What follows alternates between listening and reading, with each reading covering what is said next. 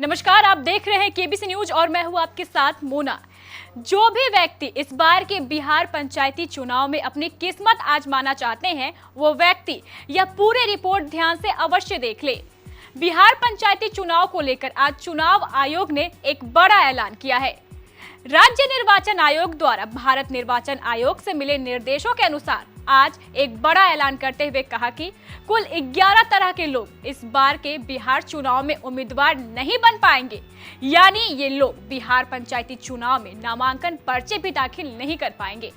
अब ये 11 तरह के लोग कौन हैं, आइए आपको बारी बारी से बताते हैं। अगर पहले नंबर की बात करें तो ऐसे व्यक्ति या महिला जो पहले से ही किसी सरकारी पद पर पदस्थापित हो, वह व्यक्ति या महिला इस पंचायती चुनाव में नामांकन पर्चे दाखिल नहीं कर पाएंगे।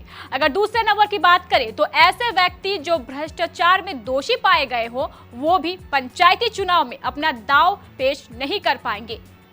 अगर तीसरे नंबर की बात करें तो ऐसे व्यक्ति जो किसी भी चुनाव में कानूनी रूप से अयोग्य घोषित किए गए हों, वो भी इस चुनाव में हिस्सा नहीं ले पाएंगे। अगर चौथे नंबर की बात करें तो ऐसे व्यक्ति जो मानसिक रूप से विक्षिप्त हो या विकृत चित्त वाले हो, वो भी इस चुनाव में हिस्सा नहीं ले पाएंगे। अगर पांचवें नंबर की बात करें तो ऐसे व्यक्ति जो भारत के नागरिक नहीं हो, वो भी इस चुनाव में शामिल नहीं हो सकते। अगर छठे नंबर की बात करें तो ऐसे व्यक्ति जिनकी उम्र 21 वर्ष से कम हो, वो भी चुनाव लड़ने के योग्य नहीं माने जाएंगे। अगर सातवें नंबर की बात करें तो ऐसे व्यक्ति जो केंद्रीय या राज्य सरकार अथवा स्थानीय प्राधिकार में सेवारत हो, वो भी इस चुनाव में हिस्सा नहीं ले सकता। अगर आठवें नंबर की बात करें, ऐसे व्यक्ति जो सरकारी सहायता प्राप्त किसी संस्था में सेवारत हो या किसी कदाचार के आरोप में पद से हटा दिए गए हो या फिर किसी लोक सेवा में नियुक्ति के लिए अयोग्य घोषित कर दिए गए हो, वे भी व्यक्ति इन पंचायती चुनाव में शामिल नहीं हो सकते। अगर नौवें नंबर की बात करें तो ऐसे व्यक्ति जो भारत के अंदर या बाहर 6 महीने या इससे अधिक वक्त के लिए कारावास की सजा पा चुके हो, वे भी इस चुनाव में शामिल नहीं हो सकते। अगर 10वें नंबर की बात करें तो ऐसे व्यक्ति जो पंचायत के तहत किसी वैदिक पद या लाभ का पद ग्रहण करता हो, उन्हें भी इस चुनाव से वंचित कर दिया गया है।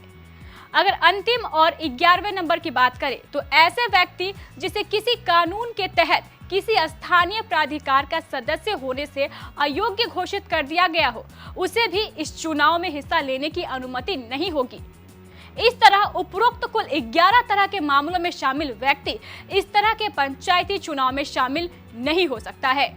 हम आपको बता दें, राज्य निर्वाचन आयोग ने यह भी निर्देश जारी किया है कि इस बार पंचायती चुनाव में नामांकन पर्चा दाखिल करने के लिए किसी तरह के चरित्र प्रमाण पत्र का सत्यापन कराने की आवश्यकता नहीं है।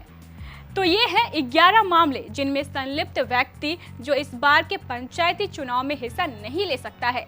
जैसे ही किसी प्रत्याशी पर इनमें से एक भी मामला साबित हो जाएगा, उन्हें तत्काल चुनाव आयोग द्वारा चुनाव लड़ने से वंचित कर दिया जाएगा।